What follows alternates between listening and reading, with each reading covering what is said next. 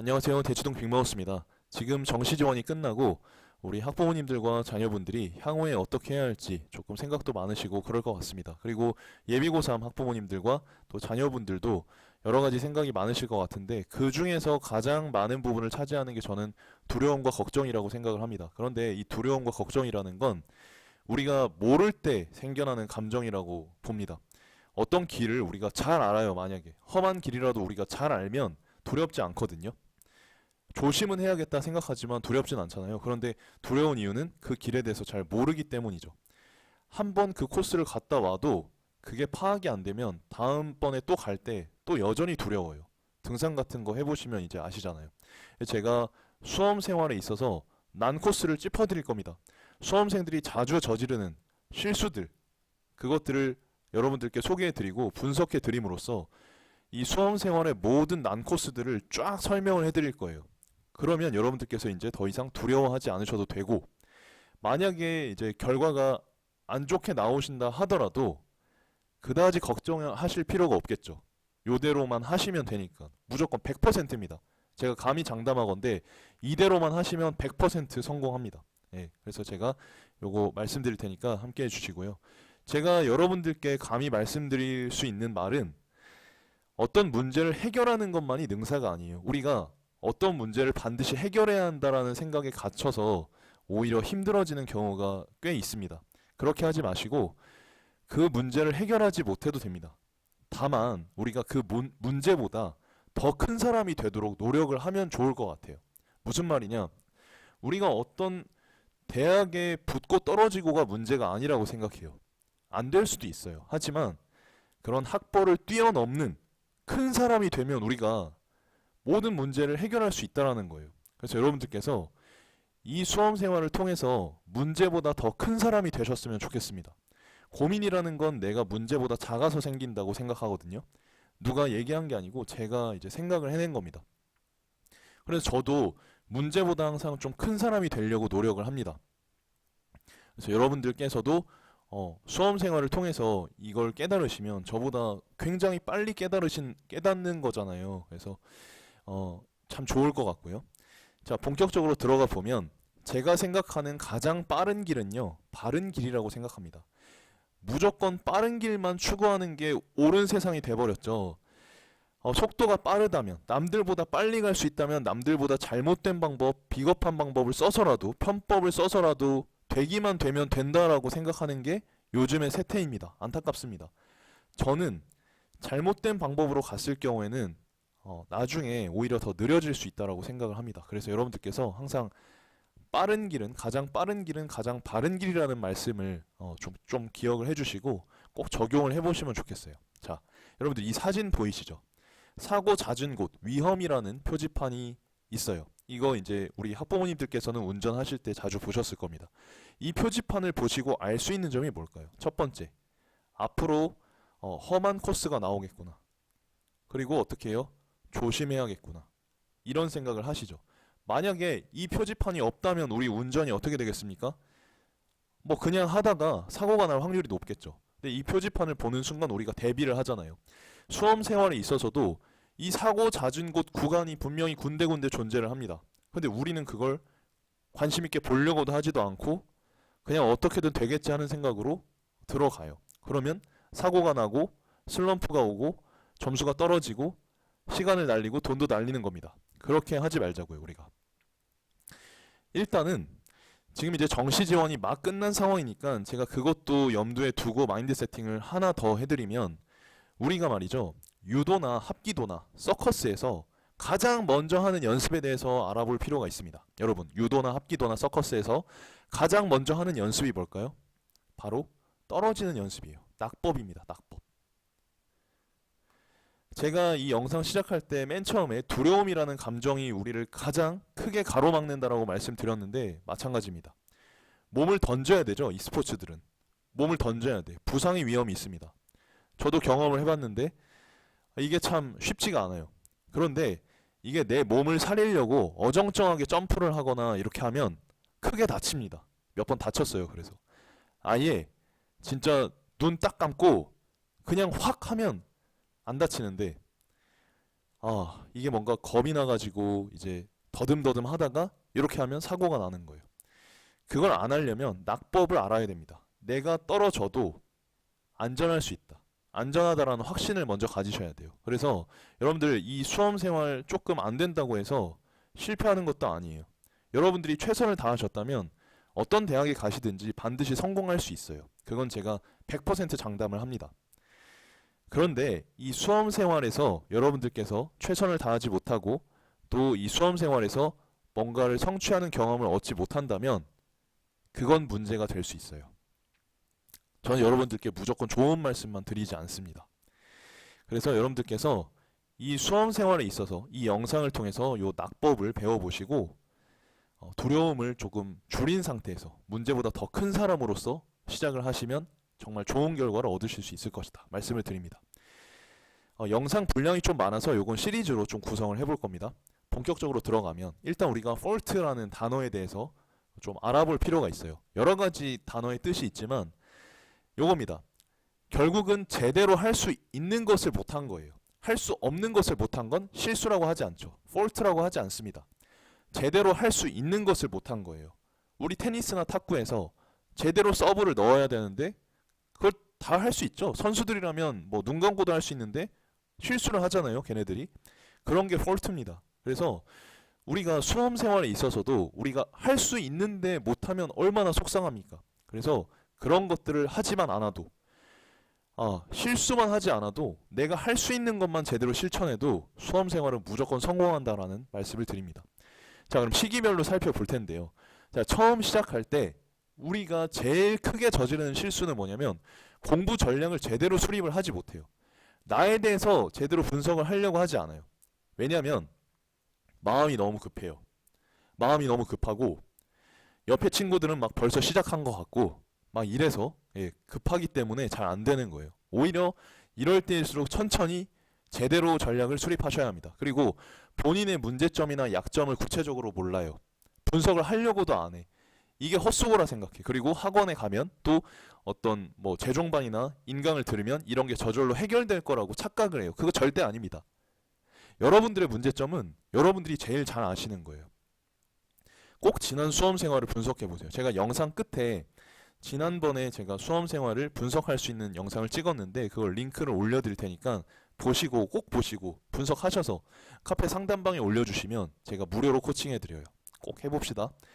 자, 습관 측면에서 먼저 살펴보시게 되면 자, 공부가 가장 잘 됐던 날 왜 잘 됐었나? 그 이유를 우리가 분석해 볼 필요가 있어요. 분명히 잘 됐던 날에는 이유가 있거든요. 예를 들어서 기분이 좋았다던가 아니면 어떤 내가 모르는 걸 깨닫게 됐다던가 네. 혹은 새로운 전략을 썼다던가 이런 것들을 체크해 놔야 돼요. 기록해 놔야 돼요.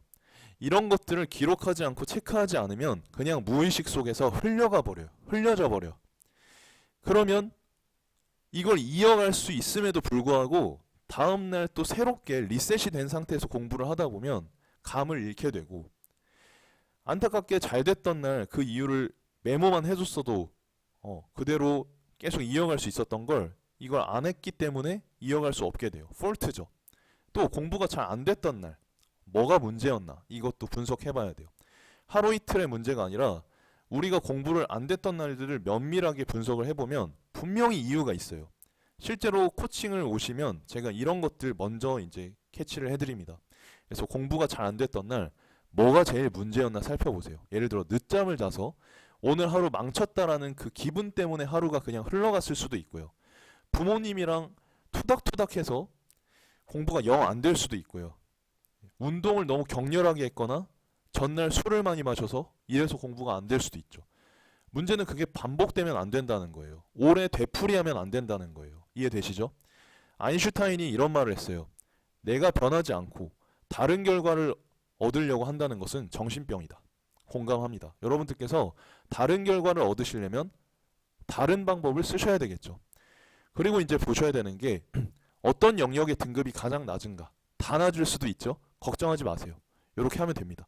하나하나 차근차근 등급이 낮은 영역을 분석해 보세요. 네, 어떤 게 가장 낮은가. 예를 들어서 국어가 가장 낮다. 그러면 그 중에서 뭐가 가장 낮다? 만약에 독서가 가장 낮다. 그러면 독서의 어떤 부분이 가장 어려운가? 그걸 세워보시는 거예요. 내가 시간만 많으면 지문 분석 자체는 다 잘 돼. 그러면 시간을 단축하는데 포인트를 삼으시면 되겠고, 아예 지문 자체가 이해가 안 돼. 그러면 지문을 이해할 수 있는 전략을 강구해야 되겠고, 문제풀이가 잘 안 돼. 그럼 문제풀이 강의를 들으면 되고, 이런 식으로 되는 거예요. 되게 세분화가 돼 있거든요. 우리 뇌에도 그 영역이 다 정해져 있기 때문에 컴퓨터처럼 마치 그게 정해져 있어서 딱 그 부분을 건들지 않으면 해결이 안 돼요. 그래서 이 부분을 먼저 분석하신 다음에 어떻게 해야 할지 계획을 세우셔야 합니다. 처음 기초공사가 가장 중요해요. 잠시 영상을 멈춰보시고 집 그림을 한번 그려보세요. 자, 멈춰보세요. 자, 그려보셨나요? 보통 집 그림을 그려보시라고 하면 이렇게 그립니다. 여러분들도 이렇게 그리셨죠? 혹은 예? 무조건 지붕 먼저 그려요. 그런데 어떤 친구들은 이렇게 그립니다. 밑에 먼저 그려요. 밑에 먼저. 혹은 자, 이렇게 주춧돌을 세우고 위에 지붕을 얹어. 이게 옳은 순서죠. 밑에 기초를 쌓고 위에 지붕을 얹는 게 이제 옳은 순서잖아요. 공부를 하다 보면 넘치는 정보 속에 이러지도 저러지도 못해요. 분명히 앞에서 계획을 잘 세우시라고 말씀드렸어요. 계획 세울 때 소요된 시간은 반드시 보상이 돼요. 이게 어느 순간이 되면 훨씬 더 앞질러 갈 수 있으니까 꼭 해보시고, 그리고 이 넘치는 정보 속에 이러지도 저러지도 못하는, 이건 분명히 방지를 하셔야 합니다. 원인은 100%라는 환상이 있기 때문이에요. 어떤 강의를 들으면, 어떤 선생님한테 가면 100% 점수가 오르겠지? 이 사람 아니면 안 돼. 이렇게 생각하기 쉬운데 그게 아니에요. 강의나 교재는 30%고 내 노력에 따라서 70%가 결정됩니다. 물론 이 30%가 없으면 이 70%가 무의미할 수는 있어요. 그렇지만 어느 정도 검증된 사람이라면, 대치동 빅마우스의 사람이라면 내 노력에 따라 70%가 결정됩니다. 그래서 꼭 지난 수험 생활을 분석해 보시라는 말씀 다시 한번 드리고, 자, 심리적인 측면에서 살펴본다면 강의나 교재는 한 번에 최대 2가지만 보세요. 무조건. 어떤 친구들 보면 막 3, 4가지씩 막 보는 경우가 있어요. 하다가 막 다른 친구가 이거 좋다고 하면 저거 보고, 저 친구가 또 이거 좋다고 하면 또 거기 가고, 그러면 안 돼요. 어차피 실전에서 쓸 수 있는 기술은 100% 체화된 것 뿐이에요. 우리 국가대표 축구 경기 보면 손흥민 선수가 뭔가 화려한 개인기를 하나요? 아니에요. 그 선수 그냥 공 잡고 빠르게 뛰는 것밖에 없어요. 빠르게 뛰어서 정확하게 슛하는 것밖에 없어요. 기본기거든요. 그래서 100% 체화된 아주 단순한 기술밖에 쓰지 못해요. 실전에선. 수능은 진짜 진흙탕 싸움이라니까요. 그런 점을 염두에 두시고 메가스터디나 이투스나 대성 다 듣는다고 해서 잘 되는 게 절대 아니라는 점 꼭 기억해 두세요. 이걸 모릅니다. 그래서 이걸 다 들으려고 해. 1년 동안. 그래서 안 되는 거예요. 강의나 교재 선정 시에 절대 일탈하고 무턱대고 듣지 마세요. 이유는 나중에 말씀드리겠지만 인강 사이트에서는 등급대별로 선생님을 초청한다니까요. 등급대별로 세팅이 돼 있어요. 근데 내가 4, 5등급이야? 근데 1타 강의를 들어요? 점수가 잘 나올 수가 없습니다. 잘 나오는 친구는 뭐냐? 걔는 그 강의를 안 들어도 점수가 오를 만한 친구야. 머리가 굉장히 좋은 친구들. 근데 보통 1타 강사 강의를 듣는 친구가 10만 명 넘어요. 10만 명 중에 100명 정도만 점수가 올라도 그 친구들이 100명이 댓글만 써도 마치 이 강의를 들은 모두가 이렇게 옳은 것 같다는 착각을 하게 돼요. 그 절대 아닙니다, 여러분. 아시겠죠? 그리고 그 선생님이 잘생기고 이쁘다고 듣지 마세요. 잘 가르쳐야 되지 잘생기고 이쁘다고 듣지 마세요. 나하고 맞아야 됩니다. 저도 이런 소리 듣고 자, 그리고 이제 보시면 그 다음에 왜 들어야 하는지, 듣고 나면 어떤 점이 나아질 수 있는지를 반드시 정리해 보세요. 우리가 앞에서 요거 분석을 했죠? 요거 분석했죠? 예, 요걸 위한 겁니다. 그래서 자, 꼭 요걸 분석해 보시고 그 다음에 전체를 다 듣지 않아도 돼요. 이걸 분석하면 좋은 점이 뭐냐? 내가 잘하는 점은 과감하게 패스를 할 수가 있게 돼요. 단 어설프게 아는 경우, 어설프게 안다라는 건 한두 개 이상 틀리는 거예요. 연속으로. 그 영역에서 계속 실수를 한다거나 이렇게 틀린다면 그냥 듣는 게 좋습니다. 학생들이 이제 착각하는 경우가 있는데 여러분들 하나라도 틀리면 그냥 다 듣는 게 좋아요. 그리고 자료나 강의를 다 듣는다고 점수 오르는 거 아니에요. 그냥 여러분들은 프로 자료 수집러가 될 뿐이에요. 그러니까 딱 여러분들한테 맞는 교재나 강의 한두 개 정도만 선택하시면 충분합니다. 그런 의미에서 교재나 강의를 미리 다 사지 마세요. 이거는 수험생들이 자주 저지르는 실수인데 미리 다 수집해 놓고 시작하고 싶어 하거든요. 그러면 그냥 이게 뭐 잘 안 돼요. 이게 하고 싶지가 않아. 일단 쌓여 있는 걸 보면 부담도 되고, 사실은 하나 끝내고 하나 그 다음 걸 찾아보고 쇼핑하는 맛도 굉장히 쏠쏠한데, 그런 걸 미리 써버리면 공부가 또 동기가 떨어지기 때문에 요건 추천드리지 않고요. 그리고 어쨌든 1번에서 6번까지 요걸 분석을 통해서 어떤 강의를 한번 정했으면 그 정한 거 끝까지 들으시는 게 좋습니다. 자, 공부의 최소 시간은 순공 8시간 정도가 되어야 돼요. 그 이상은 뭐 조금 이제 개인에 따라서 다르겠지만 어쨌든 8시간 이하로 하고 잘 될 생각을 하는 건 그건 잘못된 생각입니다. 그리고 여러분들께서 말씀하시는 열심은 열심이 아닐 수 있어요.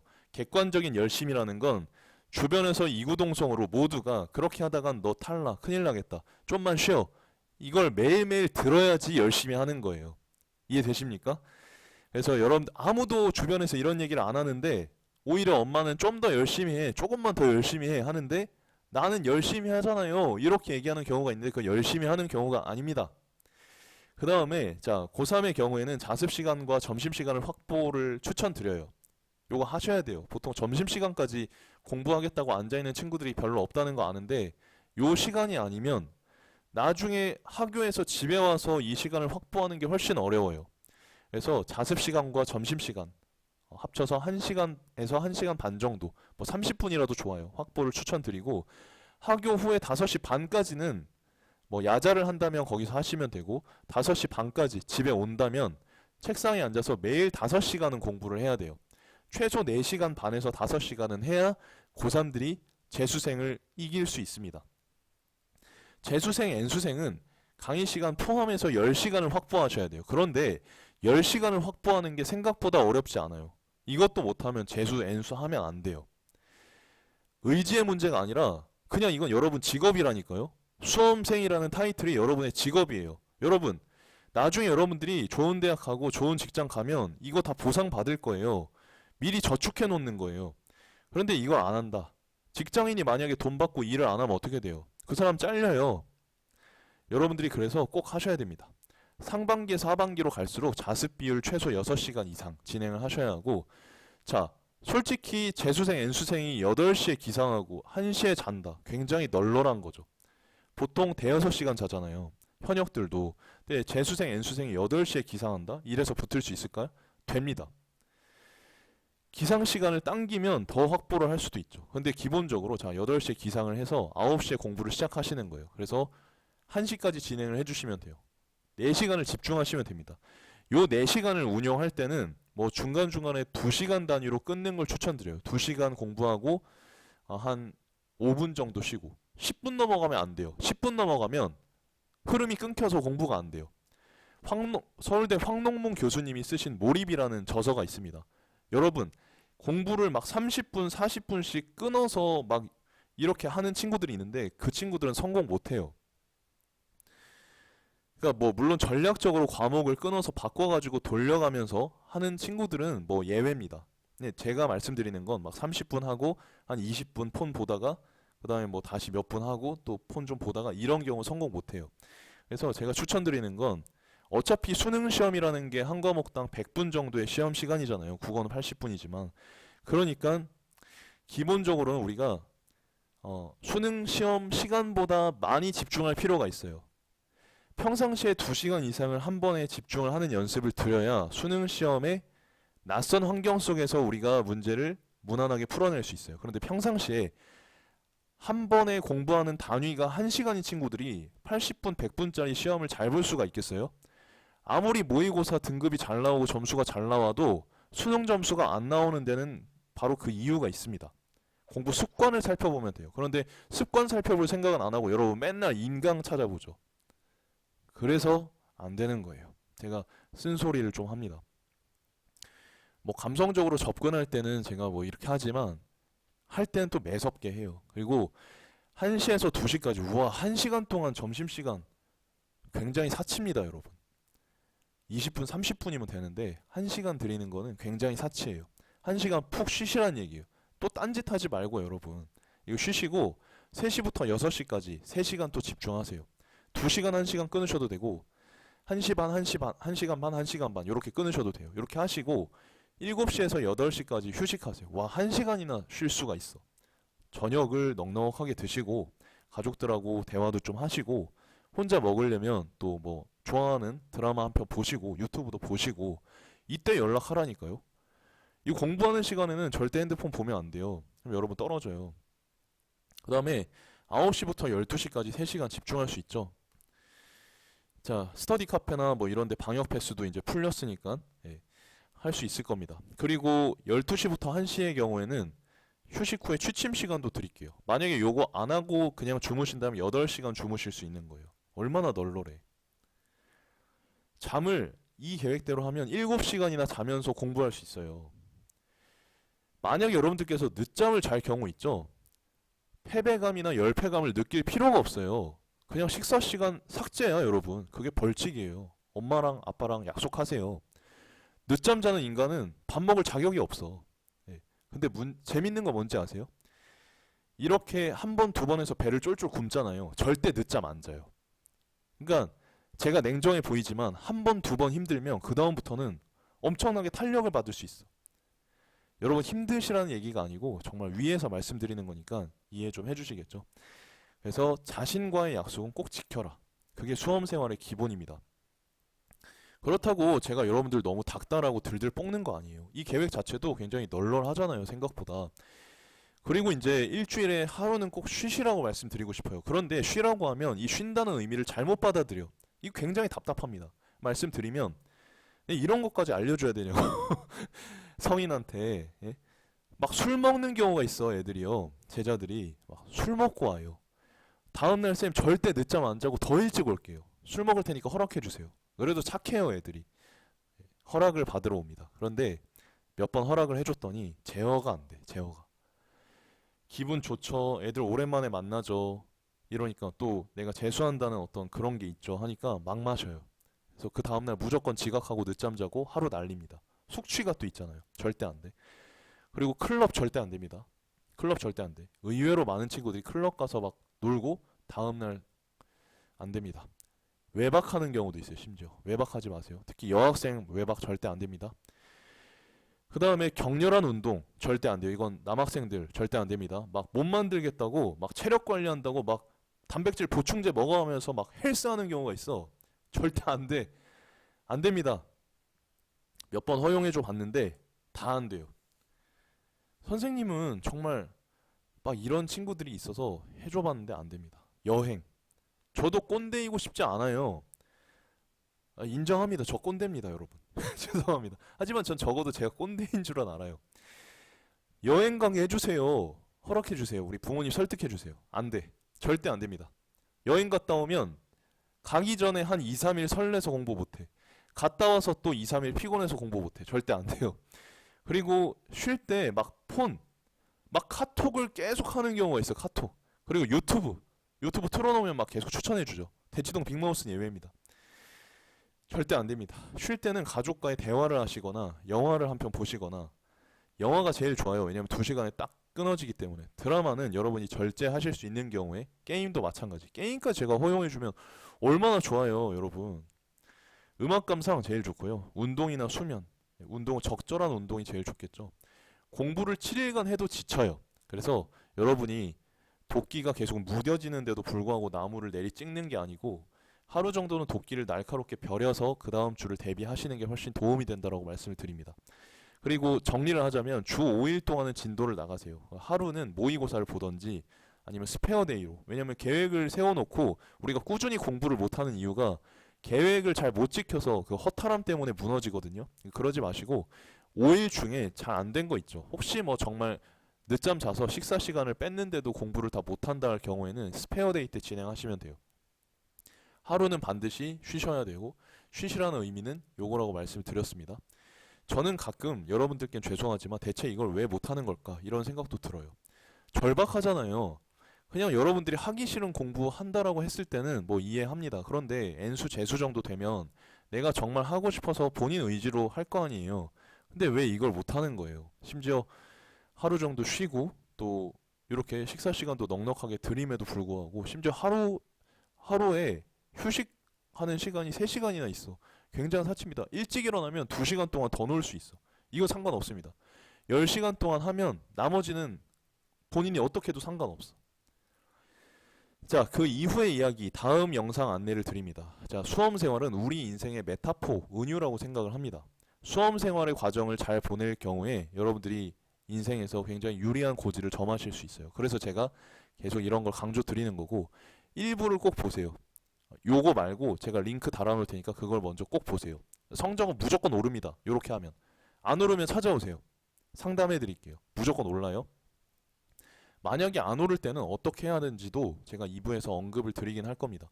그리고 성적이 올라가기 시작할 때, 자, 올라가거든요. 요렇게 하면. 근데 올라가기 시작할 때가 진짜 위기예요. 자, 학부모님들이 잘못하시는 게 뭐냐면 자녀분의 성적이 올라갔어. 조금 상승했어. 막 안심하셔요. 이제 되겠구나. 얘 믿어도 되겠구나. 아니, 그때 위기가 찾아와요. 그래서 제가 다음 시간에 그거에 대해서 말씀을 드리고 실제 제자들의 사례를 면밀히 분석을 해서 말씀을 드립니다. 수험 생활을 통해서 저는 향후 여러분들 자녀분의 성공 습관을 잡아드리겠습니다. 그리고 본 슬라이드 자료는 이거는 조금 다 올리기는 좀 그렇고요. 댓글로 요청해 주시면 따로 제가 전송 드리겠습니다. 대치동 빅로스가 여러분 항상 감사드리는 거 알고 계시죠? 내일도 또 좋은 영상 들고 찾아뵙도록 하겠습니다. 감사합니다.